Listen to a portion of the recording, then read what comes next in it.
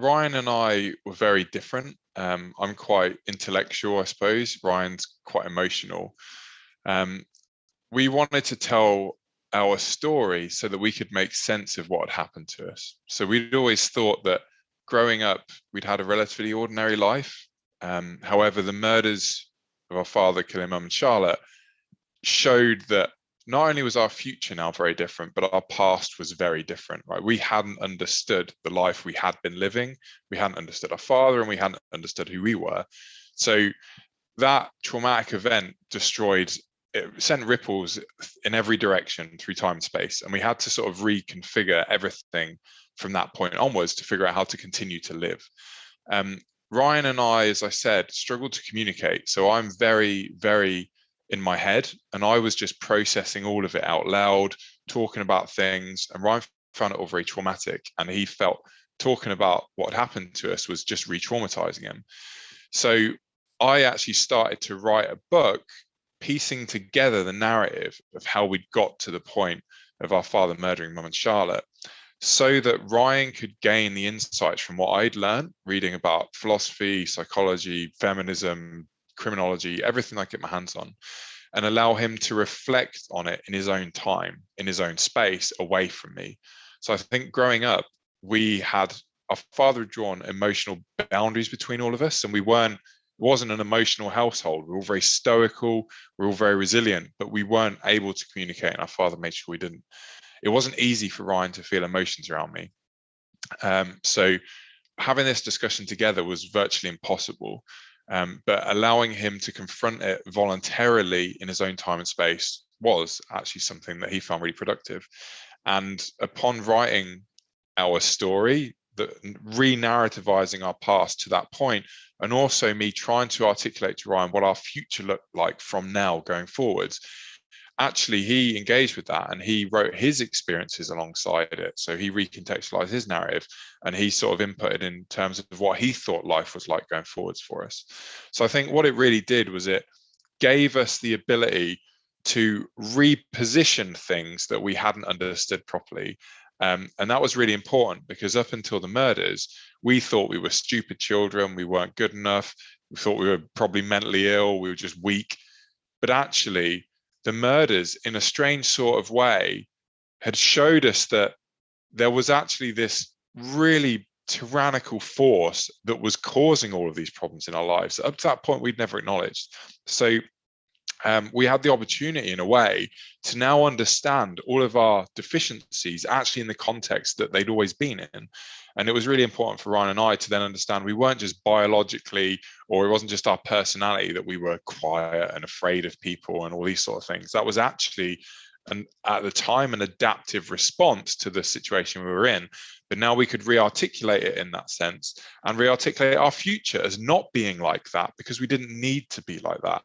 And understanding that we'd been shaped like that gave us confidence in some way that we could be shaped to be something different if we intentionally tried to orient our lives in the shape of something that we aspired to.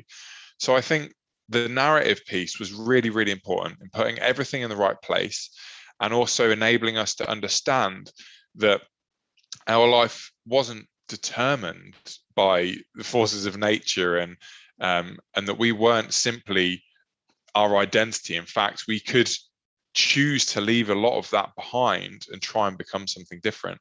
And I think writing our story gave Ryan and I the insight into ourselves, so that we could extricate from us parts of our father that had seeped in, or even parts of us that were simply just reactions to our father or adaptations to him.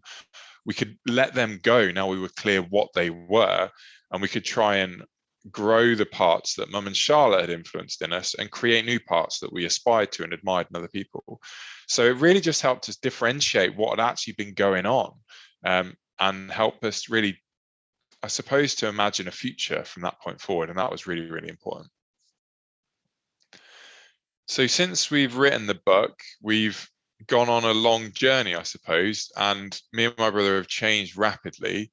And we've also had to negotiate as well. So Ryan and I, as I said, we're very different. We have different strengths and weaknesses. And I think for each of us, we've had to acknowledge that we bear some aspects of our father, right? And that's difficult, right?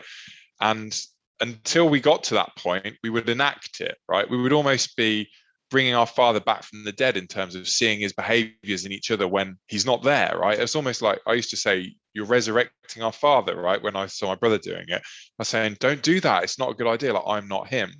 But equally, sometimes I would be controlling in a way that would be reminiscent of our father, and Ryan would find that traumatic. So it was important that each of us acknowledged that we both have aspects of him in us, and we need to acknowledge that before we can stop replicating these patterns over and over. So we've been through that kind of process, and we've evolved, and we've been more intentional about who we want to become.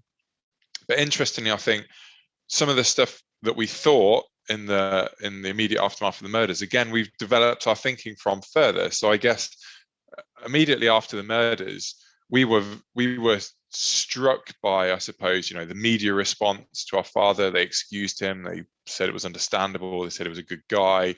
They told his perspective of the murders as if he was the editor of all the media in our country, right? And we were reacting against that. We acknowledged just how dangerous that was because it fed into our father's murder note that he left behind at the scene. And we were aware how much that blinded us to the fact we were victims. So our objective at that point was very political, actually. It was very societal. It was very much like our father's actions, absolutely reprehensible, and he was a cruel man, but he wasn't acting alone. And the fact that the vox pop and the media and the societal narratives reinforced him showed there was a huge problem. And we wanted to put Mum and Charlotte's voices out there as best we could through us to try and correct some of that. So I guess our initial response was very much societal, political, and just addressing what we saw as reinforcing behaviors that lead to these sort of murders. As we've moved forward and gone through a lot of work ourselves, I suppose our perspective has turned inwards more. So for Ryan and I guess we've increasingly been not looking out at the world, because that can easily make you angry and feel hopeless, right, and powerless. We try to do what we can to help inform and educate, but equally we turned an eye inwards to try and understand how can we improve who we are, right? And even looking back and thinking, well, obviously we're not responsible for what our father did, but are there certain things that we can not take responsibility for, but acknowledge we could do better that would help our lives be better, right? So looking back and thinking, were there times that maybe we were more cowardly than we should have been? Are there times that, maybe we weren't acting in our best interests? Are there times that we could have, done more for other people? And I think what I've realized is that even though you're not responsible for what people do to you, you are responsible for healing, because no one else can heal you, right? You have to heal yourself. So by taking responsibility, you're not saying I deserved this or I took a part in inflicting this on me, but you are saying only by taking responsibility can I change in a way that enables me to recover. And I think for Ryan and I, we've took a lens inwards to enable us to be honest about ourselves where we didn't stack up to our ideals and actually try and make changes. And I think I'm actually thinking in my head, playing around with the idea of writing another book to address particularly the ideas that and the transitions we've gone through in developing from that point, because I think it can be easy to flip between just a political view of things or an individualistic view, but it's really difficult to move between them and also to understand the true complexity of recovering from trauma as well, so the difficulties of responsibility in that, and the difficulties of actually going deep into yourself, exploring your shadow and actually learn to integrate parts of it rather than just trying to deny it or eradicate it. I think all of that is really, really important. And I suppose a lot of my mind now is actually spent thinking about those things and actually thinking about, if we want to live in a better society, it's important that we get structures right, we get culture right, but actually that evolves from the individual, right? And we actually need people to be the best that they can be. And that can't be imposed on people. It has to evolve from people themselves, has to blossom in each person. And I think I'm interested in those ideas and how we can help people be the best that they can be. And I think one thing that I've realized is that, this is sort of a religious truism, but you have to kind of love your enemy in a sense, right? Because all of our lives would be better if our enemies were better, right? If the people that caused us so much pain, if they were better people, our lives would be better. So in a really difficult way, you have to hope for the best for the people that you hate the most. And actually what we need in our society, I think, is for everyone to aspire to some sort of ideal, to be the best they can be, because then that helps all of us, right? And I think that's something that's really captured my imagination, and I think is really important, and is something that I suppose we didn't touch on a lot in the old book, because that was just for me and Ryan to contextualize where we've got to and where we might go. But I think that's something that I would like to write about in the future, because I think it's very important. So in terms of telling our story, there was a lot of media reporting that was, well, it was victim blaming to the extreme, blaming women for being murdered and excusing our father. But there was one standout example, actually, of positive reporting from the Guardian. We spoke to, well, this was after the murders, obviously, but we spoke to the media, and the Guardian put together our story from our perspective, from Mum and Charlotte's perspective, to tell the victim's perspective of what was going on. And I think that's really, really important, because when you look at the way that the media often report, they're so desperate to understand how a man could do something like this that the whole story becomes about him. And then incidentally, the women just become props, right? You just end up telling the man's story. You sympathize with his apparent traumas or his apparent mental illnesses, and the women are just little artifacts trying to explain that man's story, and it pushes women to the extremes where they become invisible. But when we were given the opportunity to sit down with the Guardian and just tell our story, it put Mum and Charlotte and Ryan and I at center stage. And I think that's really important, because the media, in many cases, these women and children are murdered, so there is no story left. They're just gone, right? But actually, we're here to fill that gap. And I think what the media can do much better is to tell the victim story as best they can, to create empathy for the victims in the way they're accidentally doing it for the perpetrators at the moment. And then only by understanding the victim stories can you really understand the dynamics of the abuse that led up to that point as well. So I think that's really, really important. And the fact the Guardian story told our entire history, that was really important, because often with these sort of murders, it starts just a few days before the murders. They try and look for a mental breakdown, right? And they'll go around asking the random neighbors and people in the village, what were they like? And everyone's like, oh, they were great. It was great. He was a good guy. He was a nice man. He was always caring. He must have had a mental breakdown. And that's the only story the media know. So they tell a story of, everything was fine, mental breakdown, in our case, divorce, and then a man who's lost control and kills his family. But it's only by understanding that actually, there's 25 years that have been building up to this point. Like, we escaped our father. Why would we escape him, right? There were no questions about that in the traditional media. There was nothing about, why. Let's consider for a moment that this guy wasn't a super duper human being. What might have been going on? And I think telling the victim's story in its entirety contextualizes the murders in a way that's completely lacking often. I think that was really, really crucial for us in reclaiming the narrative.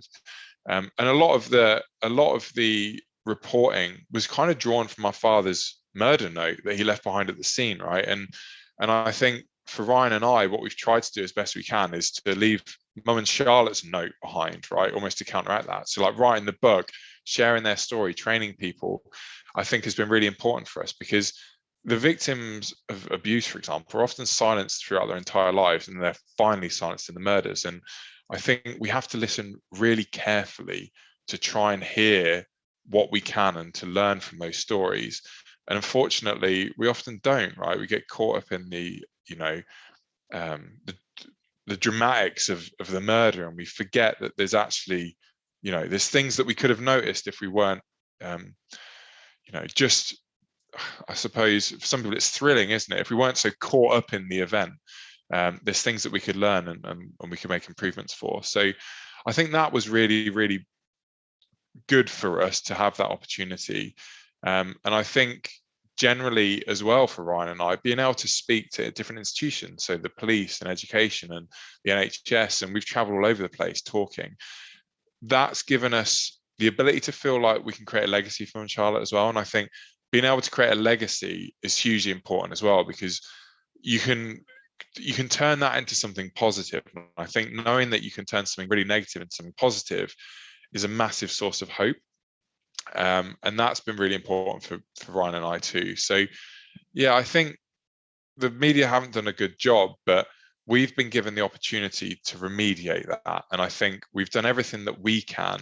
And hopefully, if we've done anything, we've enabled others, we've opened a space for others to do the same, because our story isn't unique. But hopefully what we have done is we've shown the need for people to be able to tell their story and the value in that. And I think if we've managed to do that, then, then hopefully we've shifted the narrative somewhat, and then it's opened the gates for the narrative to shift completely towards one of empathy towards the victims. Yeah, so I guess, when we're feeling down, I guess Ryan and I spend a lot of time with our dogs. That's always that always puts a smile on our face, because Mum and Charlotte poured their love into Indy and Bella, and also we can, who they are is a reflection of Mum and Charlotte. So we can obviously see aspects of them in that. And it's just lovely to care for them as well, because there are good memories from our childhood and growing up. So we love just to, take them for walks and play with them. That's one of the big things we do. For me, I've always really enjoyed studying philosophy and psychology, actually, because it helps me understand myself a lot. And I think the more that I develop understanding of myself, the more I become at peace, and the more I become confident in my ability to face all the different challenges. So I spend a lot of time doing that, and that's really important. But I also, I guess more recently, I found that I really enjoy interpreting religion, the sort of stories, the morals behind the stories in religious texts, and also trying to understand what lessons there are, and also how they're represented in art. I find really, really interesting. So I guess I was always an atheist growing up, but one of the things that I found really interesting is, as I've been reading and learning more about myself, finding that mythology and religion has kind of represented some of the same insights that I've picked up, but in a more primitive form, right? In representation of drama and ritual and things, they contain the same sort of elements of truth.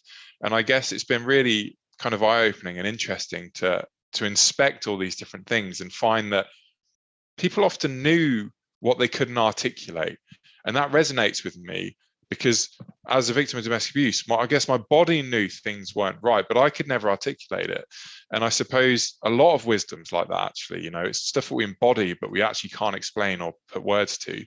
So I've become much more interested in some of these religion, art, mythology things that before I kept such a massive distance away from, because I didn't know what they were saying. I thought, if there's no words, then it doesn't mean anything. But I know from my own experience that's simply not true. So that's been really, really interesting, actually, and I've spent a lot of time doing that. But I guess something that really kind of fills me with, I don't know, a whole eclectic mix of emotions, like pride and sadness and happiness, is Ryan and I often get asked to speak at, to teachers or even at schools, and we've gone to, recently a few schools, and when you talk to a class of students and you see these children recognizing for the first time that actually they're suffering from something they could never understand or contextualize. And you realize the sort of suffering that these kids are bearing and how brave they are about it, like the sheer courage, I guess, of all these children that live with this stuff every day. Like that's kind of, I don't even know how to explain that. It's kind of everything. It's like all the good and bad emotions in a mixture, the sort of the horror and also the sadness that shouldn't be happening, but also just the incredible bravery that children display in terms of managing and coping and functioning and all that, and how many of them turn their lives around and turn to good instead of replicating this sort of thing. I think that fills me with a lot of hope and meaning. And I think that's fundamentally, the best thing that we can do, I think, is open people's eyes and help them build resilience to what's happening to them. So every time that happens, it feels very significant. I think they're the moments that really punctuate what we're doing and remind us that it's important and it makes a difference.